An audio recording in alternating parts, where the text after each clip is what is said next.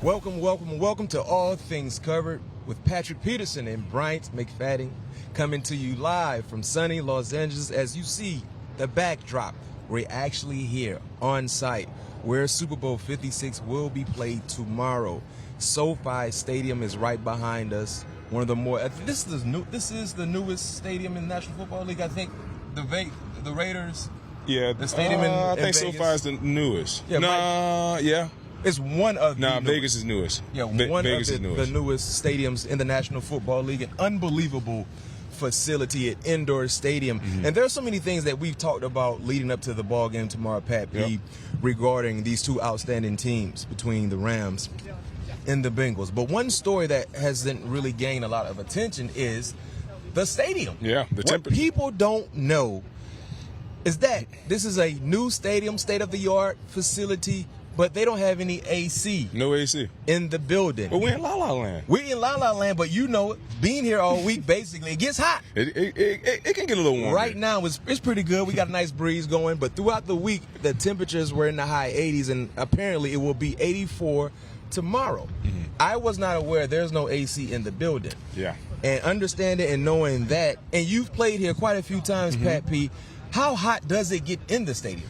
You know, I was fortunate to play here, early November last year, early January last year, the year before that against when I played with the Cardinals. So the temperature, it was always nice and cool here. It was the typical La La Land weather. But I don't think the temperature would be a huge factor due to, the Rams always playing here and the Bengals kind of play in that Midwest type weather. So I think these teams will be just okay. Yeah, and if you look at the Super Bowl temperatures I participated in, it was a dome in Detroit, but it was super cold. It was 66 degrees in Tampa. The roof was closed in Dallas, so I didn't really have to worry about any conditions when it comes to the weather side of things. But looking at this, and it was a cool article, coming from CBS Sports.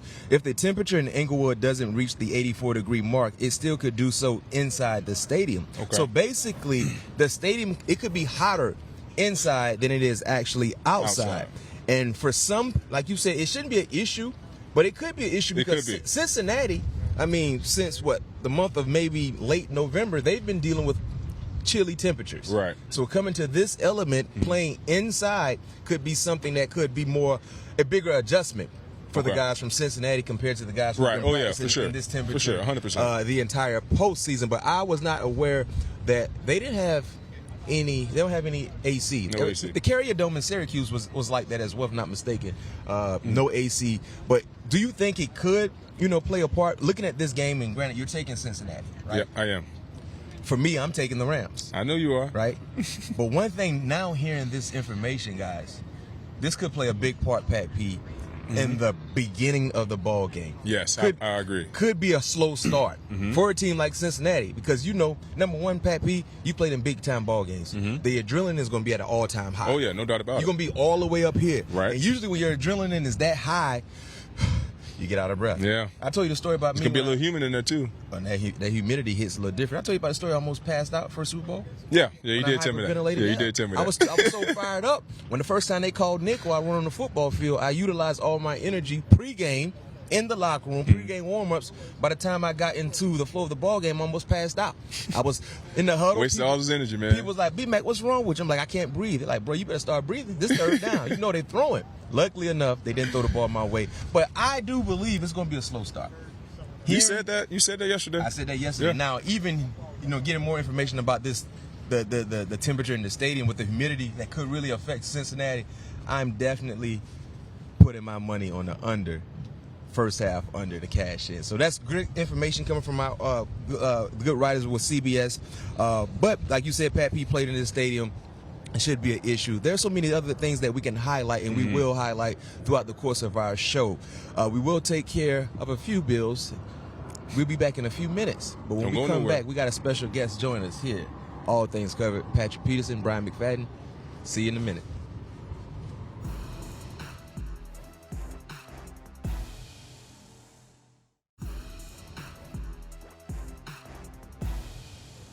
Welcome back, All Things Covered. Patrick Peterson and Bryant McFadden coming to you live from SoFi Stadium.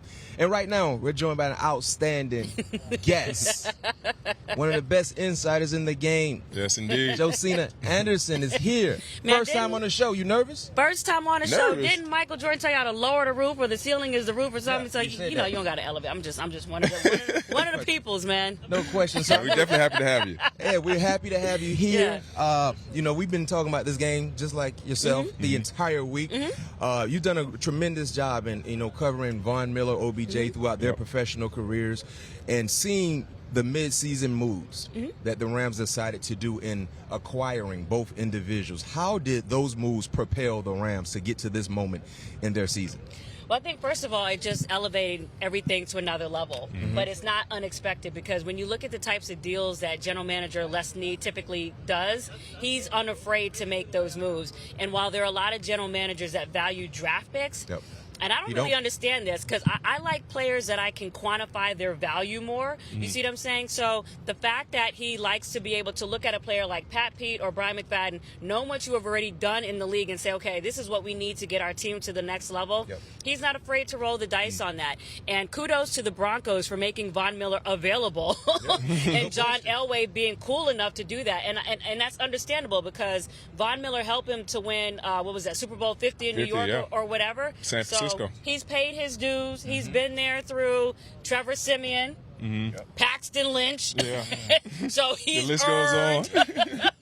some bad quarterback errors to be able to do this. And OBJ, kudos to Andrew Berry because he could have made it harder. He didn't have to do that in terms of facilitating his ability to get to LA. Well, and speaking of Les, like you said, we hear a lot of rumors that they're all in. Like you said, they don't value draft picks at all. If they see a good player out there on the market, they want them on that team. So, what is the window with this team now with having a lot of older players, a lot of superstars on this team? Do you think that window is closing, or you think they're still with that all-in mentality? Well, on one hand, I do think it's now, right, from the standpoint that, from a cap standpoint and what you had to do to just get all of these players on the same team. But at the same time, when you're looking at a team like the Saints, right, Mickey Loomis is like a cap wizard. So where there's a will, there's always a way. Right. But it's still going to be complicated because one of the things that's making it easier for OBJ in terms of production on the field is the fact that the day that he arrived in L.A., Robert Woods got injured. Right? So, you have, circumstances like that from just figuring it out on the field, let alone the economic piece. I don't have everyone's contracts in front of me now. I'm sure there's going to be some things that Les Snead has to do in terms of massaging. But when you just look at how everything is aligning right now, I was just talking to OBJ this morning, and he's always talking about that theme of, personal coming together at the same time professional is coming together, and so many things feel aligned. And Matt Stafford, he's in a groove. Everyone's talking about, can he handle the pressure and the nerves and raise his game up, and he's done that specifically in the postseason in comparison to the 3-game losing streak that they were on. So I feel like everything feels like it's now, and maybe Les Snead can make it work out with the cap later on after the fact. And speaking of being all in, everything needs to happen right now. What's up with these rumors regarding Sean McVay and retiring? What? Well, he was just asked about his desire to balance have a better work-life balance. And I think we all want that, right? As we get older, we're trying to figure out ways to work to live and not live to work. So I don't think you're seeing a young Sean McVay say he's done with the game as more as he has to find a better way of having a larger slice of the personal be more there. Now, he has his lady, I think he's engaged in all these other things. Just like Giselle was telling Tom, can you come home and fix a couple sinks? Can you pick a couple marigolds out the backyard? Can you do something that I do? I'm sure he's hearing the honey-do list. I know y'all hear it. So that's all, just trying to listen. If the woman is happy at home, happy life, happy wife in life, whatever it is. So that's all that is. I don't think he wants to retire. Just, be able to hit a couple, birds off the tee and then and also call a great game at the Super Bowl.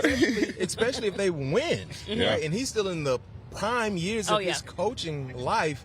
If he was to walk away, that would be overly surprising Very to surprising. all of us. You know, Very he's intense, though. He's intense. Yeah. When they lost that Week 18 game, I was there, saw him come out the locker room. I seen such a face like, don't talk to me. He might as well just been throwing bows. Right. So I knew that next game in the wild card, they were fitting to throw it down as they did it against Kyler Murray. So he's intense. You guys put a lot, when y'all leave the facility into the game. Right. He's just trying to find a way to dissipate that a little bit better. That's all. So tell me this.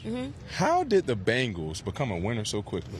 The Bengals. You know what's funny is I think the first word I would say is patience. Kudos to the ownership of the Bengals for being patient with them when they were 2-4 and 4-12, because they could have got rid of him, even though he had a little bit of a built-in excuse with Joe Burrow tearing his ACL, right? Well, we lost because my quarterback went down, right?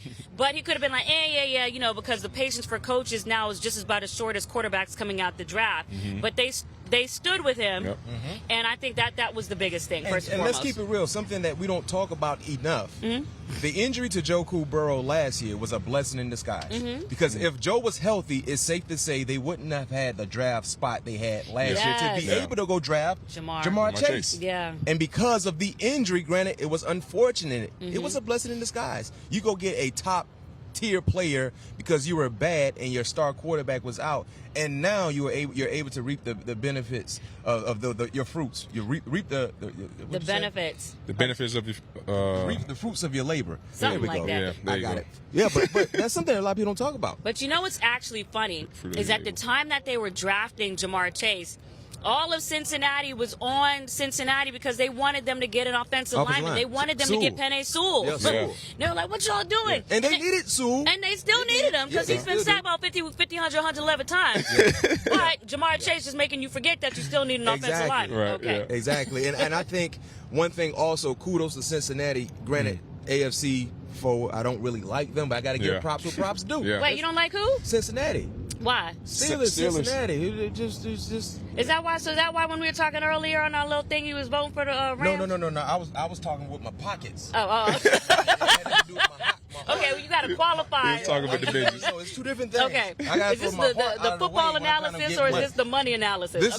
This is football. Okay. Strictly football right here. And I'm about to give some tribute to Cincinnati. Okay. Because they have done a tremendous job doubt over the about last 3-4 years. Drafting and acquiring free agents. Yeah. Think about some of the moves. Did you tell him what you told me as far as the first song you think is going to be at halftime? Oh, yeah. Yeah, first song for halftime. What? With the roster, Snoop, Dre. Who's first? The first song they got to play is California Love. He told me put $5 on California Love. That got to be the first that. song. I'm be mad though because I need my $5. I like that song. Okay. And what was yesterday? It was another prop bet of the Tupac hologram. So that's when you bring Pac out. Ooh. Right here. I'm just saying, you better have that right. Cool. Because then you told everybody to do the white jerseys or something. You told everybody say to do. here, right here. He's right here. He's gonna be here. Right, bring Pac out right here. Hologram, bandana, California Love. Yeah. Okay. But I want to switch gears real quick. Yeah. Go ahead, switch we obviously know Aaron Rodgers just won his 4th MVP, league MVP, and he gave a lot of appreciation to the Packers organization. Is there anything we need to read into that? Well, it's very astute of you to pick that up because what was funny, before the season started, remember, he put the picture on Instagram with Michael Jordan and Scottie Pippen trying to insinuate that this was going to be the last dance. Scottie Pippen in that picture is supposed to be Devontae Adams, right? However, since then, he's been kind of just letting people know his relationship with the general manager and the president and all that seemed to be going well during the season, though they still, again, didn't get to the Super Bowl. So I think he's letting you know that right now is cool. But at the same time, he's still a businessman. I'm sure he's going to listen, especially when you got teams like Tampa Bay that all of a sudden now need a quarterback. A lot of people need a the quarterback. Saints, you're still waiting on Jameis to figure out this ACL. Yeah. You got Ron Rivera in Washington saying that he'll do anything is on the table as far as finding a quarterback. So he's still going to listen. Right. But ultimately, I still feel like his legacy, his heart, his roots are in Green Bay. I agree. You see him stand? I'm just saying. I'm just trying to figure, you know, from a livelihood. Listen, I appreciate all cities. I'm not saying nothing about Wisconsin, you know, but it's a tough flight getting into Green Bay. Your girl got to come there. You know, all kind of flights to get there, in and out. The de-icing on the plane. You got to wait an extra 20 minutes. So just give. You know, just listen to a couple of. I like that. Just listen to a couple of calls. Make sure. Right. And then before he's definitely gonna listen. I don't think he's going back. You remember we had Leroy? Yeah, I don't think he's going back either. He said cap wise because they're so handcuffed cap wise, they don't have enough to be able. And Aaron Rodgers is not going to take a pay cut. No. I mean, if he can bring Devontae Adams with him. Now, look, the Broncos have done everything to, you know, make it palatable, right? So they got his old OC, Nathaniel Hackett, brought him over. Head coach. I think another coach, a QB coach, or somebody else. I think the tight end coach is now an OC there. Somebody else came over. You got a defense that's somewhat, you know, intact, or Vic Fangio put his fingerprints on there. It looks like the table is somewhat set. But I don't know if that was enough. And hopefully, you know, because the Broncos just spent a whole bunch of money getting Nathaniel Hackett. So if Aaron Rodgers don't come, I hope that's really the coach that you want. No doubt about it. And talking about another quarterback, Joe, what's going on with Kyler Murray? Very interesting, right? Yeah, you know, you remove everything Cardinals related off your Instagram. Well, you should be telling me. I mean, that's your whole team. It is, but then you saw what the Cardinals did for him. They took all his pictures down. They did? Yeah. Now that's petty. I didn't know that. I didn't know that they did. Somebody told me about I didn't see. I don't know. Yeah, I didn't know either. Somebody told me about it. Okay. So yeah, he took all his pictures down. And they did the same thing. Then they took all his pictures down. What's going? He wants a new contract, right? That's the issue, right? Well, so that's what you hear through the grapevine. I'll admit I haven't talked to the principals yet. I haven't had some, you know, time. I'm a little busy, but just a tad busy. Right. But this is what you hear through the grapevine, which, I mean, it's a little weird because they're coming off of a stomping in the wild card round, right? So the Rams beat them 34-11. Yep. It's not like he ended on the most dominant road. Now, the thing with Kyler Murray's contract is that he's completed his third year. There are a few examples of players, even though they were first rounders, who did get the contract after the first year. Patrick Mahomes got it after the third year. Eric Fisher is a first rounder for the Chiefs who got it. And also Josh Allen did. The Buffalo Bills, I believe, rewarded him and gave it after the third year. However, there are quarterbacks out there like Lamar Jackson, Baker Mayfield, who came in a year before, who still didn't get paid. Jameis and Marcus Mariota never got the extension. Right. So the question is, do you deserve it now? That's really the question. And you know Mr. Khan better than me. I mean, I'm sure this is what he's trying to figure out. It's not like we're not going to pay you, but are we going to pay you now? Right. And are you worth that, you know, what the market is saying now? That's really the question. I mean, what do you think you're going to pay him back? I thought I knew Mr. Khan, but what you think, Pat P? You think he's gonna get paid this year? Or he gonna wait it out? He not. Will they pay him? Not. Nah, they ain't gonna pay him. I agree. They not gonna pay him. They not gonna pay him. But he's already showing that, you know, something's obviously off if you're doing all, you know, on that on Instagram. Especially now that he did that. Yeah, he's definitely not getting paid. The organization will feel some type of way. He's definitely not getting paid. Not at least not this upcoming year. I agree. One thing about Kyler Murray, exceptional, talented player. No doubt about it. However, he has to stay healthy. Durability has been a knock, and not being able to finish the season the same way you start. Right. Remember the first game of the season? Kicked Tennessee in the mouth. Right. Unbelievable game from the quarterback. Granted, you lost some pieces throughout the year, but everything falls on the quarterback's plate when things are not going. I thought he took a leap. I mean, because he was in the MVP conversation earlier. Yeah, not only that, and then you lost DeAndre Hopkins. That was a big blow. That's a significant loss that disrupts your rhythm. You know, so I want to make sure we're giving Kyler Murray his props. Oh, no question. You know, from that, can go. You know, he can play. But I don't think they're going to pay him, though. Yeah, I don't think they're going to pay him just yet. They're not going to pay Kyler. Yeah, the issue for Kyler is just durability. Yeah. Just staying healthy. But let me just say there's one more thing here. You know, when people talk about the Rooney Rule and that Al Sharpton and Jesse Jackson talking to Roger Goodell, talking about they want the Rooney Rule to be gone. And we can always have a debate about that. But the reason why I'm bringing that up is this, is that whenever you're saying that something should be gone or somebody shouldn't have something, tell me what the reverse or the inverse of it is, right? So if you're not paying Kyler Murray, just tell me who's the option after Kyler Murray. You don't have another option. That's why I'm saying the man's needs to get his money. Well, he's going to get paid. I agree. But who else? I mean, can he play quarterback? Can he play quarterback? I can, but not at the NFL. You got to pass a rate of 100, right? You 1 for 1. Yeah, I'm 1 for 1. Yeah, I'm 1 for 1 now. I'm not saying Kyler shouldn't get paid. Yeah, I'm not saying he shouldn't get paid either. I don't think they're going to pay him right now. Because I think they're going to take I think they're going to take the same. Because I don't. Lamar's going to year 5, right? Yes, and Lamar will get paid before Kyler Murray. Oh, for sure. Exactly. And I think he's going to get paid after him because they're kind of the same quarterback. So he want Lamar to set the market. I wouldn't want to get paid right now anyway. Yeah, but I don't know. Y'all be getting that Neiman markup card and all the Black American Express cards, and sometimes your expenses exceed. Hey, but quarterbacks are different than every other player on that field. No question. I know y'all don't get paid till the season starts. You know what I'm saying? In the off season, y'all wait until week 1 to get that. So I feel like some money's been spent. While you're getting a little angry, maybe some money's been spent. Nah, quarterback a little different. Yeah, quarterback. They life different. Everything. They got long money. He should have it in the treasure trove. What? Yeah. His marketing off the field is probably like heavy. He got clothes. What's the issue? He want to get paid. He want to get that $30 million per year type deals. Like them boys getting 9 days, 39. That's what he want. But he gonna have to wait. Yeah, he gonna have to wait. Last question before we let you go, Joe. You talked about Roger Goodell, right? Oh, yeah. What's the direction of the league in Goodell? In terms of when it comes to diversity, when it comes to not having diversity within some of the high realms of organizations and things like that, and it seems like Goodell has to take all the bullets that's coming towards him. What do you see happening? Well, the first thing I would say is every time they have this State of the Union press conference that they do at the Super Bowl, I think Roger Goodell's been the commissioner 15, 17, however many years it's been.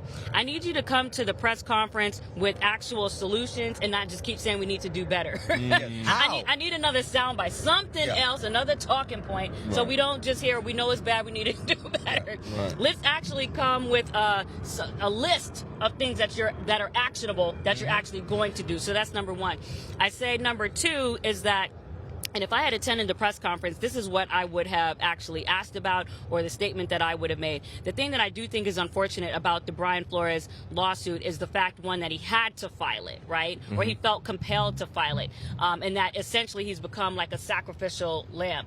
And so what I don't want to have, or for anybody, right, whenever someone feels compelled to ring the bell of injustice, or they feel like something is wrong, one, no one should feel like automatically feel like they're losing their job as a consequence of just ringing the bell. Raising a concern should not, be consequential to losing your job or feeling like, now I understand we're in the post-Colin Kaepernick era, and people, have their feelings about feeling like he's blackballed, and so that's kind of like already etched in our brain. But one of the things I've been saying, even to the media when I've been doing these interviews, is let's stop talking about it like it's a foregone conclusion. Oh, he never gonna coach again. Oh my God, he ain't never gonna get a job. Let's stop vocalizing that and shift our expectation to, no, we expect a positive outcome and a positive review of his concerns, and you can adjudicate it to the end, but let's not just automatically say, he done just because he filed it. You know what I'm saying? So that's an issue. Because he is a good coach. He is a good coach. But he is done. And it doesn't mean that you... and listen, and it doesn't... You ain't listening to none of my points. That's okay. He's done. But my thing is yes, he's a good coach, right? It doesn't mean that we don't all have room to improve. We all have different jobs, and you evolve, and 100%. There's things that people say in the Dolphins, whatever. Like, okay, fine, so I get that. Evolve, acknowledge that, but let's also realize he's a good coach, right? And somebody shouldn't have to be losing their job in order for Lovie Smith to get another one with the Houston Texans. You got to understand, when B-Flow went out and just exposed so many inside secrets, how can an employer, trust him? You sound like Pete Prisco. You been listening to his talking points? No, I don't listen. Pete, Pete, you listen to me. You know what I'm saying? That's the case. Like, so maybe he was listening. But think about this, though. When you hire someone, you hope that they're trustworthy, but you also hope that things that you guys discuss stay within the house. You don't need all your information to go outside the house. He got fired. The owner wanted him to sabotage the team, man. That man trying to win. Listen, but the thing regardless. is, the issue with this is, it's not about if you're innocent or guilty. It's what you can prove. Okay. Yeah. Right? How do we know for sure? I don't think he would have made that up, though. I'm just saying, you got to look at two sides to the coin. But if it's two sides to the coin, on one hand, you can't be mad at him for exposing secrets, when on the other hand, you're tarnishing his reputation on the way out. So I'm going to need them to be quiet, and then I'm going to be quiet. That's all mad. First of all, he did what he felt like he needed to do to spark change for other coaches that come behind him. I applaud him for that. I'm just looking at it from the other side as to when people say, why won't he get another job? This is why. Because you got to understand, people that hire head coaches usually come from the same cloth. They're cut from the same cloth to some degree, right? So if you go out here and do this to Stephen Ross, I don't know what you might do to me. No, but no. I bring need you to in. back up. It's not about what he did to Stephen Ross. There's a sequence, right? In an alphabet, it starts with A and then it goes to Z. So you can't look at C and then don't tell me about A. It started with A, allegedly. With with what Stephen Ross allegedly proposed. Yes. That's A. It's not B. Flo's reaction to that. Yeah. That was the first thing. And then if you have an issue with someone or worried or concerned that your messages should come out, which they never should. I'm an insider. My whole business is on trust. Everyone trusts. I got over 7,000 numbers on my phone.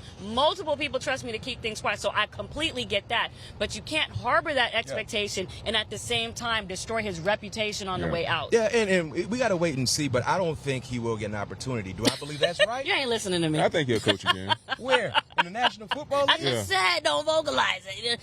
Who gonna hire him? He might not be a head coach. I think he'll coach again. Into the air. It's about being real. Life is real. We talking about being positive. You can be as optimistic as you want to be.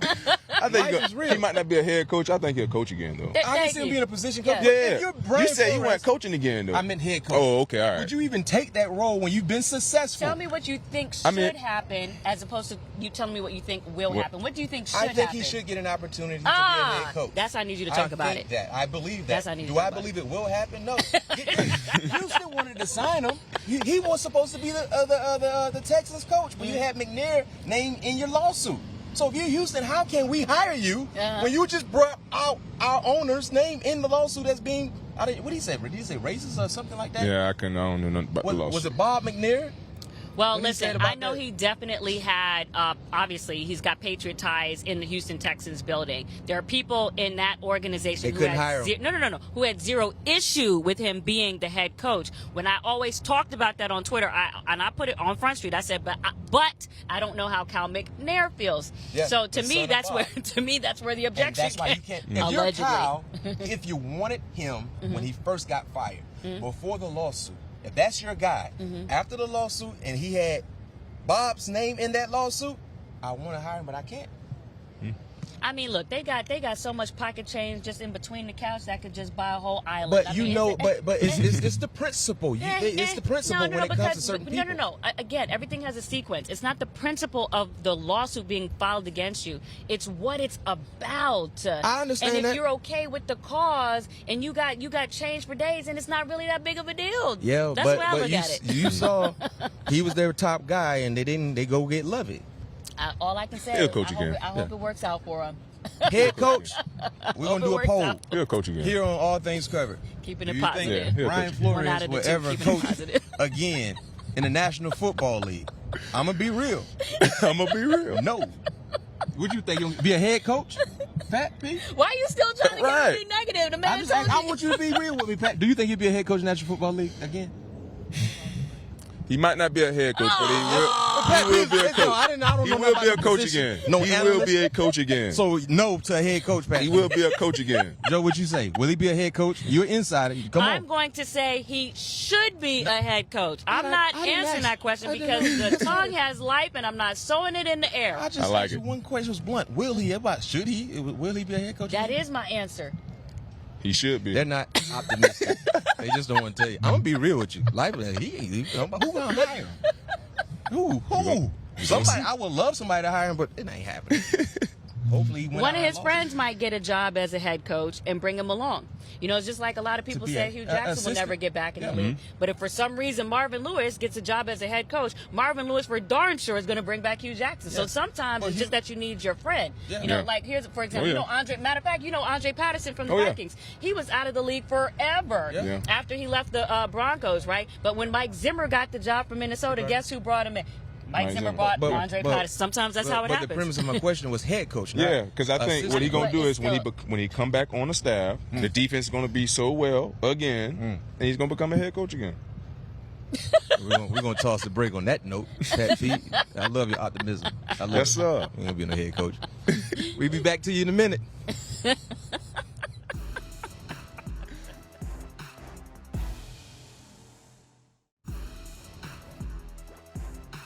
Yo, welcome back to home of Super Bowl 56 here in Los Angeles. Mac. Yes, sir. You had the opportunity to play in 3 of these things. Yes, three of them. I did. I came close to one.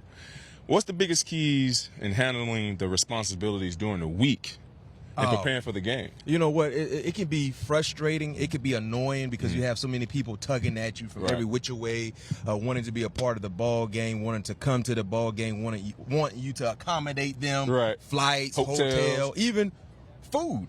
You know what I mean? So that can be annoying. I think for me, my first rodeo to the Super Bowl, which was in Detroit, I told my mom, I said, listen, I only got a few of my tickets. I can't make everybody happy. Right. So this is who going. Of course, you got a seat. You know, everybody, you know, my sister, my stepdad, you know, and everyone else I can't make happy. Right. So they're going to have to watch, you know, from home. Now, also, I had the luxury, not the luxury, but one benefit. The game was in Detroit. It's cold. Yeah, ain't nobody coming out. You know, there. Our fam from South Florida, they're not going up there to battle no snow. No. So a lot of people wasn't really tripping about going like that. And then Tampa was more. It was a bigger issue because, you know, from Florida, Tampa right up the street. So what I did was couldn't accommodate everybody in going, but I had to set up like a watch party. A watch party. Okay. You know what I mean? So a lot of the fam came up, watched the game there, and then of course we had some people. I had some people in the stadium, and then in Dallas, which was the final Super Bowl I participated in, a little further commute. But a lot of the family came up and was able to support me, like the walk-through practice on Saturday where all the family come. We took pictures, and then you just enjoyed the festivity. Now, in Dallas, the weather was horrible. It was an ice storm, things like that, so you wasn't able to move around like you would like to during the week of the Super Bowl. But that's the most annoying thing. You know, next year when you get a chance to play in this ball game, Pat P, you know, you don't have to worry about getting me a ticket because I done been to 3 of them. And I'll be working. But when you have everybody else coming down, knocking down, and they're going to expect tickets. Oh, no, I already know. That's the thing. You know, when you go to the Super Bowl, they already going to think, oh, I know he got me a ticket.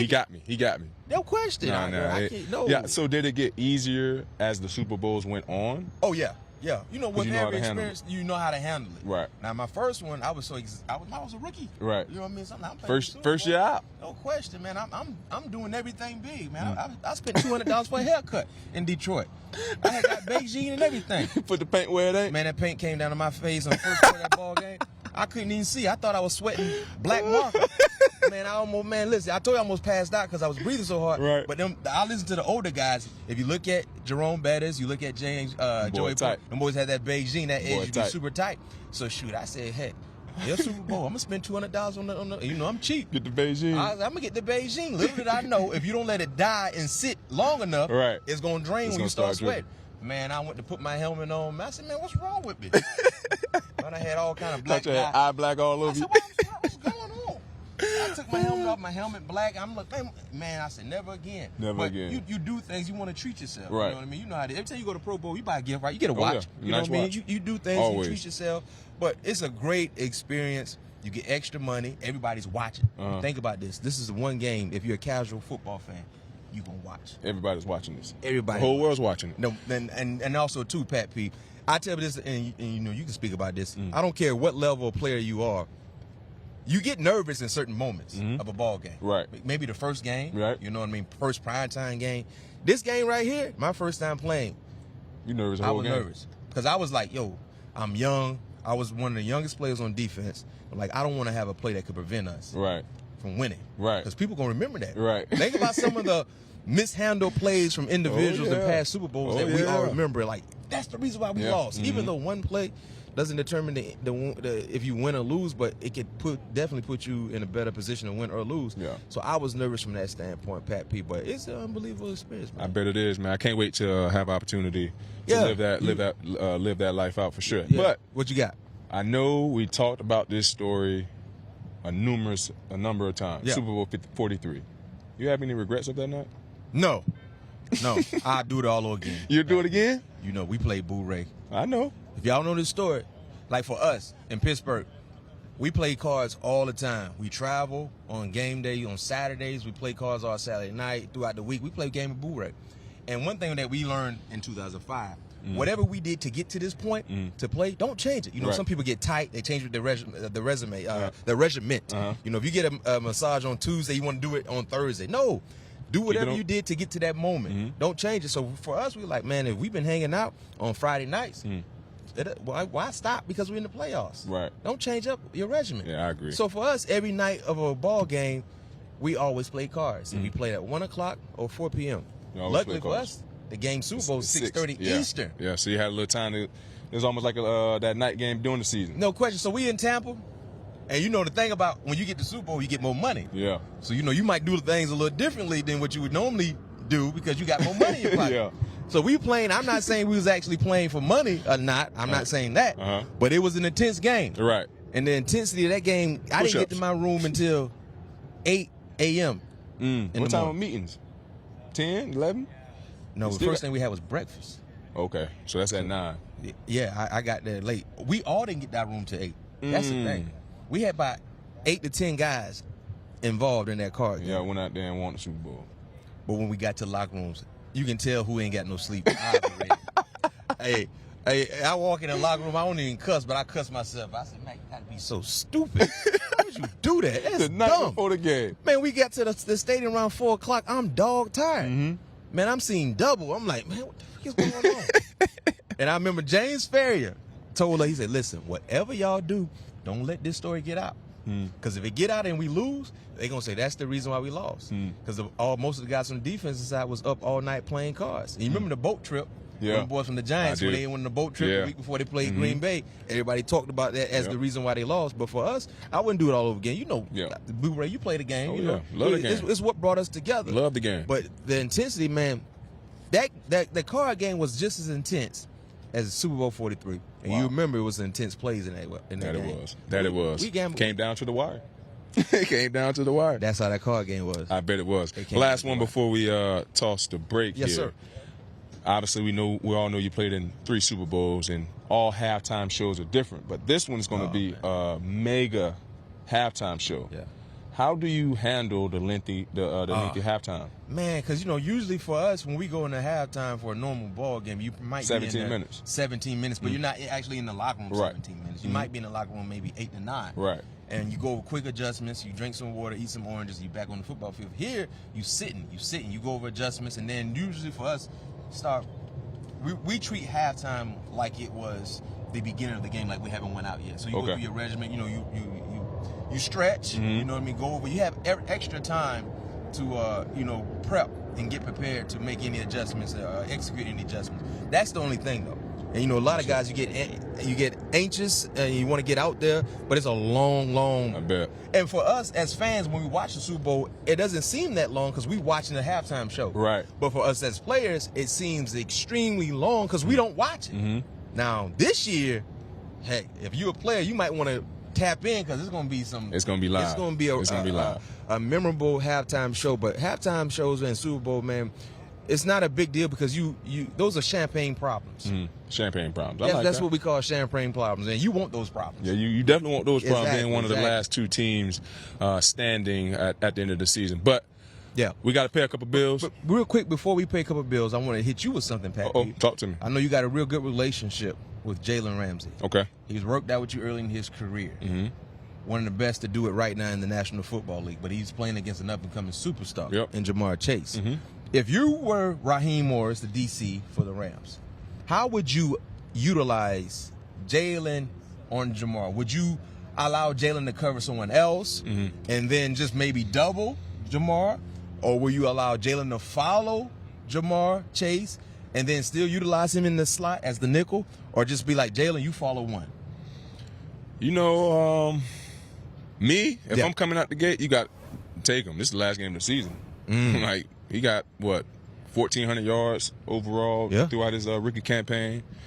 I mean, they're going to have to show somebody else going to have to beat me. So if you're saying, Jalen, you got him. Yeah, you got him. Everybody else follow along. Yeah.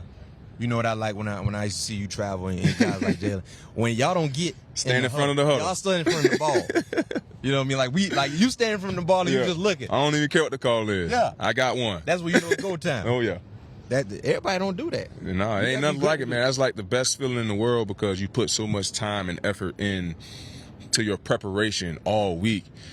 And that's when Sunday come, you're like, it's time to go. And it's almost like a boxer, when he come out and you get that first glove, when they tap off on the glove. Oh yeah, in the middle. So it's just like, here we go. It's time to roll. And it's 12 series in the game, and that's how I look at the rounds for me.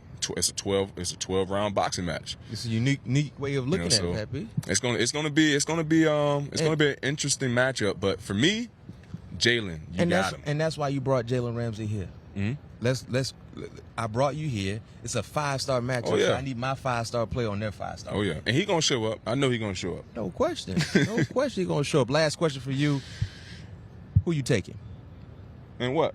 In the game, the final. Man, I told you the game, man. But we going through this again? Yeah, because we got some new people who didn't check us out we got some new people. yesterday, and they checking us out today. Well, so everybody already know what school I went to. Them fighting So you Tigers. biased. He betting with it. He's picking with his heart. No, I'm not. I'm picking with my mind. Joe Coolborough. I already told you my prediction, 35-31. Bengals. You remember that score? Yeah, 35-31. I'm taking the Rams. Rams will cover the 4. I'm taking the first half under of 23.5. I got a heavy, nice little bet. I'm a holler when they hit. I need the first half to hit first, because if it don't, I was gonna the say parlay dead, the disco dead. Yeah, I don't think that. I think it's gonna be some fireworks, man. No, I think it's gonna be fireworks in the second half. I know, the Rams but gonna cover. I think it's gonna be fireworks, man. I'm telling you. I think it's gonna be a lot of. Owe me a case of water. Too. Yeah, I know. My water. We can bet enough. Let's double up on my water. All right, double it up.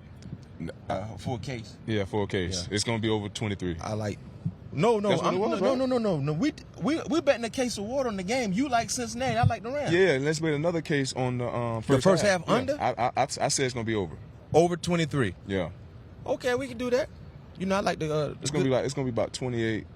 It's gonna be like 14-17 first half. You got a case of water. All right. On the game, my first half under, and Pat P. Like Cincy, he betting with his heart. Well, he's not. He's picking with his heart. I'm betting with my pockets. I'm going with my winning percentage, and I'm up right now. Hey, you are up. You've been taking the underdog, but hey, we're gonna see what happens. Let's go, Joe. Listen, Joe Cool. He gonna wear a new chain. Yeah. Joe Cool probably. Yeah. That's the thing. You got to monitor what Joe wears to the ball game. You know honestly, what type of game he's going. I don't think he's gonna have no. I think he's gonna have a diamond chain on, just a diamond. Iced out? Yeah, iced out. Tennis necklace. We know Matthew Stafford ain't wearing no necklace. No, he's gonna probably come in with a golf shirt. No, he gonna come Miami Vice style. Who? Matthew Stafford? Yeah, Miami Vice with a nice little he sports coat. a golf shirt. No, he gonna wear a sports coat with a Matthew Stafford ain't got no swag like Joe. Joe gonna wear a Miami Vice suit. No. Matthew Stafford gonna wear one of them plumbers t-shirt. No, watch. Well, we're gonna see. Let's see who he gonna wear a plumber's polo shirt. No, you're not. All right. But hey, we thank you guys for joining us here. All things covered. Pat Peterson, Bryant McFadden coming to you live from SoFi Stadium. Get your popcorn, get your chips, your dip. What's your favorite Super Bowl food, like item? Wings for sure. Wings. Mm-hmm. Last question for you. This is my last question for you, for real for you. Okay. 5 Guys are In and Out. Like burgers? The burger? Yes. 5 Guys. I'm right there with you. In and Out is okay. I'm sorry, Ella, we out here, but it ain't really like that. Yeah. 5 Guys. So see you when we see you. Thank you for joining us. All things covered. Bryant McFadden, Pat Peterson, CBS Sports HQ. Go Rams.